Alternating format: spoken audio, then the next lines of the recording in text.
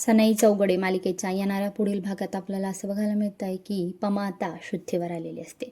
शुद्धीवर आल्याबरोबर ती आपल्या मुलींना भेटायला बोलवते. मग मात्र सुभाष चिडतो आणि म्हणतो की या मुलींमुळंच तुझ्यावर ही हॉस्पिटलमध्ये येण्याची वेळ आली होती. त्या मुलींना मी कधीही माफ करणार नाही, तू सुद्धा त्यांच्याशी संबंध ठेवायचा नाही.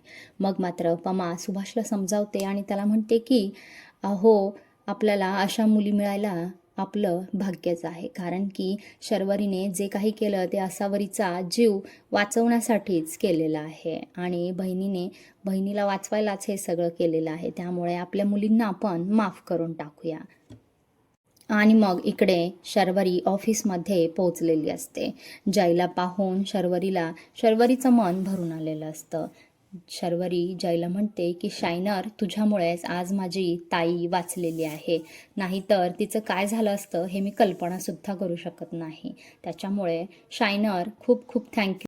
शर्वरी जयचे आभार मानते आणि भावनेमध्ये तिने जयला मिठी मारलेली असते.